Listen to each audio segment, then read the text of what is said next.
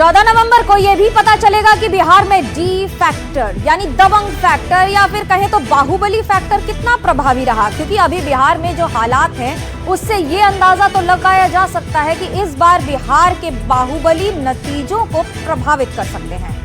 खासकर दुलारचंद हत्याकांड के बाद इस फैक्टर को और धार मिली है, क्योंकि इससे पहले बिहार में जंगल राज ट्रेंडिंग शब्द था, लेकिन अब बात बाहुबलियों की हो रही है। कई बाहुबली जेल में बंद हैं, लेकिन उनके प्रचार के लिए कमान बड़े बड़े नेताओं ने संभाल ली है। मोकामा में तो अनंत सिंह के लिए जेडीयू नेता ललन सिंह प्रचार कर रहे हैं। इस दौरान उनका एक वीडियो भी आरजेडी ने शेयर कर दिया। उनके खिलाफ एफआईआर भी दर्ज हो चुकी है। तो वहीं आरजेडी ने प्रत्याशी और रंगदारी मामले में जेल में बंद रीतलाल यादव के लिए लालू यादव ने रोड शो कर दिया। आरोप और पलटवार के बीच ये लड़ाई अब मेरे बाहुबली वर्सेस तेरे बाहुबली की हो गई है। मतलब किसका बाहुबली ज्यादा दमदार।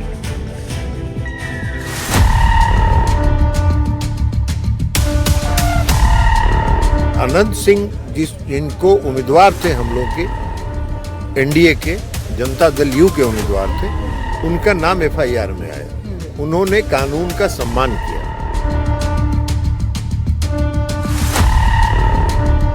सब बन रही है, महागठबंधन की सरकार बन रही है। दानापुर चारों तरफ दियारा से लेकर दानापुर सब फैला।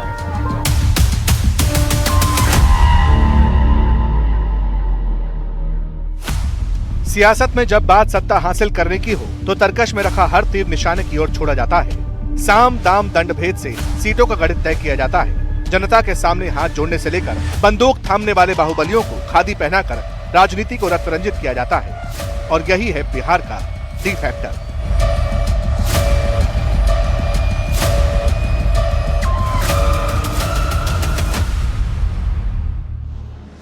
जिस बिहार विधानसभा चुनाव में पहले जंगल राज का शोर सुनाई देता था, अब उसी बिहार की जमीन पर तेरा बाहुबली वर्सेस मेरा बाहुबली की लड़ाई छिड़ चुकी है। तमाम बाहुबली टिकट लेकर चुनावी मैदान में ताल ठोक रही हैं। आरजेडी ने रघुनाथपुर से शहाबुद्दीन के बेटे ओसामा को टिकट दिया है। मोकामा से बाहुबली सूरजभान सिंह की पत्नी वीणा देवी को उम्मीदवार बनाया है। मटिहानी विधानसभा सीट पर भोगो सिंह को अपना प्रत्याशी बनाया है। दानापुर विधानसभा सीट से रीतलाल यादव चुनावी मैदान में। वहीं जेडीयू ने मोकामा से अनंत सिंह को टिकट दिया। कुचाई कोट से अमरेंद्र पांडे और पप्पू पांडे को प्रत्याशी बनाया। एलजेपीआर ने ब्रह्मपुर विधानसभा सीट से उल्लास पांडे को प्रत्याशी बनाया, जो खुद भी बाहुबली है और बाहुबली नेता सुनील पांडे के छोटे भाई।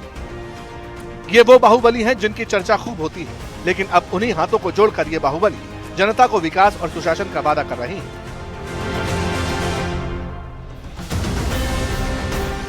अब सवाल है कि क्या बिहार में बाहुबलियों के दम पर सरकार बनेगी?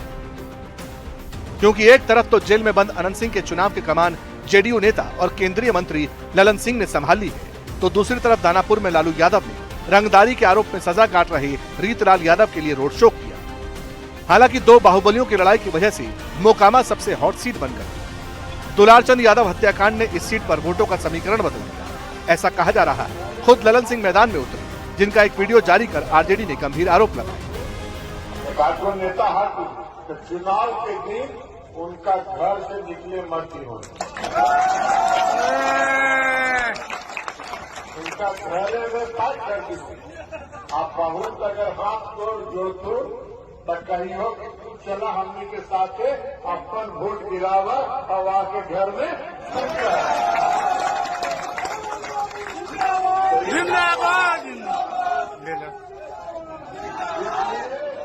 इसलिए आज के सब लोग कमान संभाल और कमान संभाल के चुनाव में अब समय है। इस वीडियो के सामने आने के बाद चुनाव आयोग ने ललन सिंह को नोटिस भेजकर 24 घंटे में जवाब मांगा, लेकिन जेडीयू प्रवक्ता नीरज कुमार आरजेडी पर बात का बतंगड़ बनाने का इल्जाम लगाते हैं। नाम नहीं लिया, कौन वो नेता है, अगर वोट देने जाए तो उनके साथ आप उनको वोट दिलवा करके नजरबंद कर दीजिएगा। तो लोकतंत्र के अधिकार का हनन भी नहीं किया। चुनाव आयोग का सीधा निर्देश है कि कोई शारीरिक रूप से अस्वस्थ हो, मानसिक रूप से अस्वस्थ व्यक्ति हो, वह चुनाव में वोट डालने जाएगा तो प्रिजाइडिंग पार्टी उसको अनुमति देगा। तो अब राष्ट्रीय जनता दल ऐसे सवाल पर बात का बतंगड़ बना रहा है। एक तरफ मुकामा में बाहुबलियों को लेकर सियासत गरमाई, आरजेडी आरोप लगाती है, तो वहीं दूसरी तरफ रंगदारी के इल्जाम में जेल में बंद रीतलाल यादव के समर्थन में लालू यादव के रोड शो पर भी सवाल उठे। इस बात की चिंता हम लोगों को रही है। उनकी उम्र को देखते हुए हम लोग इस बात का मुद्दा नहीं बनाना चाहते हैं, पर ये चिंता का विषय जरूर रहा है। देखिए, कानून सबके लिए एक बराबर है और एक बराबर होना भी चाहिए।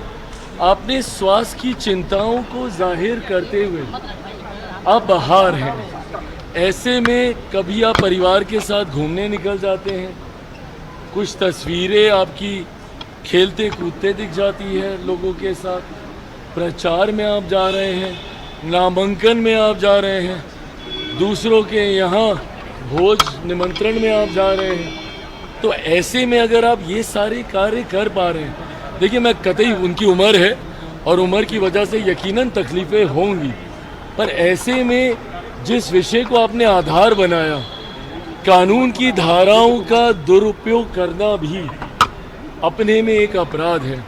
अगर कानून की कुछ धाराओं का आपको लाभ मिल रहा है तो उसका नाजायज़ इस्तेमाल मुझे लगता है नहीं करना चाहिए, पर वो खुद जानकार हैं, अनुभवी हैं, वो सारी चीज़ों को समझते हैं। लालू जी बीमार है बेचारे, कहाँ बोल रहे हैं? बोल रहे हैं भाई, बहुत बीमार हैं, बहुत परेशान हैं, पता नहीं कैसे आ गए वहाँ, और उसके लिए जो एक बड़ा अपराधी है कैसे आगे मुझे नहीं मालूम। और बिहार में सिर्फ कि दानापुर में आया अभी तक, कल तो चुनाव प्रचार बंद हो गया, विधानसभा मुझे समझ में नहीं आती। केंद्रीय मंत्री गिरिराज सिंह ने भी लालू यादव पर कानून का दुरुपयोग करने का आरोप लगाया। कानून का दुरुपयोग लालू जी सब दिन करते हैं। स्वास्थ्य के नाम पर व्हील चेयर पर चलेंगे और प्रचार में जाने के लिए इन्हें छूट नहीं मिला है, तो कानून का दुरुपयोग शुरू से करते आए हैं, आज भी कर रहे हैं, कोई गलत नहीं कहा। अब बाहुबलियों को लेकर लगे आरोपों की झड़ी के बीच एक आंकड़ा ये भी है। एडीआर की रिपोर्ट के मुताबिक 47% उम्मीदवारों पर आपराधिक केस और इनमें से 27% पर हत्या, रंगदारी या धमकी जैसे गंभीर मामले दर्ज हैं। आंकड़े बताते हैं कि जेडीयू और आरजेडी दोनों ने ही बाहुबलियों या फिर उनके परिवार वालों पर भरोसा जताया है। आरजेडी ने 9, जेडीयू ने 7, बीजेपी ने 4 और एलजेपीआर 2 ऐसे उम्मीदवारों को टिकट दिया है जिनका नाम किसी न किसी बाहुबली विरासत से जुड़ा। बाहुबलियों के बल का इस्तेमाल कर सत्ता हासिल करने को लेकर मची इस होड़ के बीच सवाल है कि आखिर किसके पाले में डी फैक्टर यानी दबंग फैक्टर का असर दिखेगा। किस पार्टी को बाहुबलियों को टिकट देने को लेकर नुकसान होगा और कौन मेरा बाहुबली वर्सेस तेरा बाहुबली की लड़ाई में बीच साबित होगा, ये तो चुनाव नतीजों में ही पता चलेगा।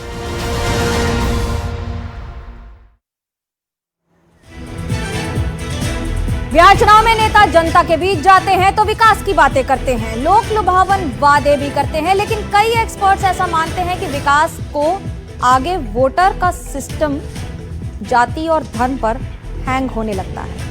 जैसे कि धर्म जाति के नाम पर बयान गूंजते हैं, वोटर हो या सपोर्टर सब अपनी अपनी लाइन में दिखने लगते हैं। अब असदुद्दीन ओवैसी को ही ले लीजिए, उनकी पार्टी AIMIM 30 से ज्यादा सीटों पर चुनाव लड़ रही है। ओवैसी बिहार में लगातार चुनाव प्रचार कर रहे हैं और उन इलाकों में जा रहे हैं जहां उन्हें अपना वोट बैंक सबसे ज्यादा मजबूत दिखाई देता है। लेकिन ध्यान देने वाली बात यह है कि जिस वोट बैंक को ओवैसी साध रहे हैं उसे लेकर तेजस्वी यादव सुपर कॉन्फिडेंट हैं, रहते भी हैं। सवाल यही है कि क्या पिछली बार की तरह इस बार भी असदुद्दीन ओवैसी बिहार का किला भेदने में कामयाब रहेंगे? क्या 80-20 की सियासत से पहले फेज की वोटिंग पर असर पड़ेगा? क्या 121 सीटों का समीकरण बदल जाएगा? इस मुद्दे पर हमने कचहरी लगाई है, आपको जरूर देखनी चाहिए।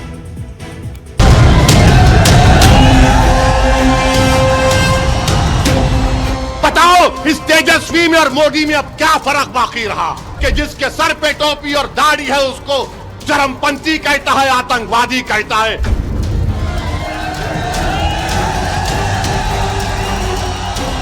इलेक्शन आता जाता रहेगा, मगर याद रखो अगर तुम सांप को दूध पिलाओगे, ये सांप इजहार-अस्वी को डस चुका है, कहीं ये कोचा दामन और सीमांचल की जनता को ना डसे।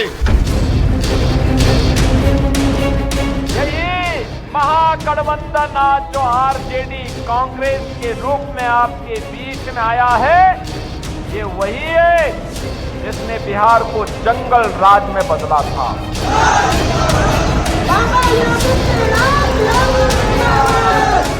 अमित शाह जी, ये बिहार है बिहार, तार गिदर भपकी से डरे वाला नहीं खे। एक बिहारी सब पर भारी। लालू जी का ही जंगल राज, राबड़ी देवी का ही जंगल राज, कपड़े बदलकर, चेहरे बदलकर, भेष बदलकर फिर से आने। अब की बार बिहार का मुसलमान किधर जाएगा? ये मामला वक्त की जायदादों को बचाने का है, ये मामला हमारी मजहबी शराफ को बचाने का है, ये मामला हमारी मस्जिदों को बचाने का है। तेजस्वी यादव के खिलाफ चक्रव्यूह किसने तैयार किया?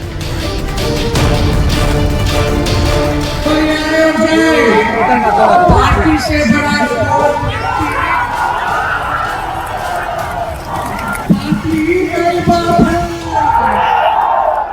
18%। बिहार का ये वो मुस्लिम वोटर है जिसे लेकर सियासी पार्टियों में जबरदस्त खींचतान है। एक एक वोटर को साधने का सियासी गणित तैयार है। नेता दोबारा ड्राइंग बोर्ड पर लौट चुके हैं क्योंकि ओवैसी ने प्रचार को 5वें गियर में पहुंचा दिया। बीजेपी के लोग कहते हैं कि सीमांचल में घुसपैठी है, सीमांचल में बांग्लादेशी और नेपाली है। बताओ क्या कोई बांग्लादेशी नेपाली यहां पर है? क्या यहां पर कोई घुसपैठिया है? तो हम भारत के पूरे नागरिक हैं। क्या एक बांग्लादेशी नरेंद्र मोदी की बहन दिल्ली में नहीं बैठी हुई है? तो फिर बताओ मोदी जी कहां घुसपैठिया है? और अगर घुसपैठिया सीमांचल में आ रहा है तो नीतीश कुमार की सरकार जिम्मेदार, अमित शाह जिम्मेदार और मोदी खुद जिम्मेदार। यहां पर कोई घुसपैठी नहीं। बीते कुछ दिनों से ओवैसी की तकरीर सुनेंगे तो अंदाजा होगा कि उनके पास गिने चुने मुद्दे हैं, लेकिन उनकी सियासत को सूट करते हैं। मसलन मस्जिद, कब्रिस्तान, वक्फ कानून, घुसपैठ, यूनिफॉर्म सिविल कोड और अब मुसलमान सीट। मल्ला का बेटा उप मुख्यमंत्री बनेगा तो बताओ मेरे अमूल की जनता, क्या अब्दुल्लाह का बेटा मुख्यमंत्री नहीं बन सकता?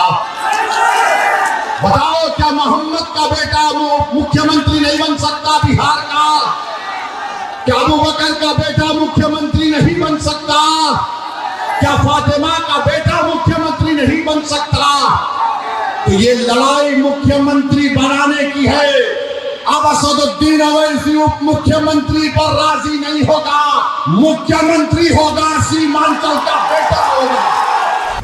लेकिन 2 दिन में उन्होंने गियर शिफ्ट किया। पहले बीजेपी और महागठबंधन पर हमले हो रहे थे, अब तेजस्वी पर डायरेक्ट अटैक कर रहे हैं। 2 नवंबर को भी तेजस्वी को घेरा था, अब फिर उनके शब्दों के चयन पर सवाल उठा दिए, लेकिन अपने शब्द भी सुधारे।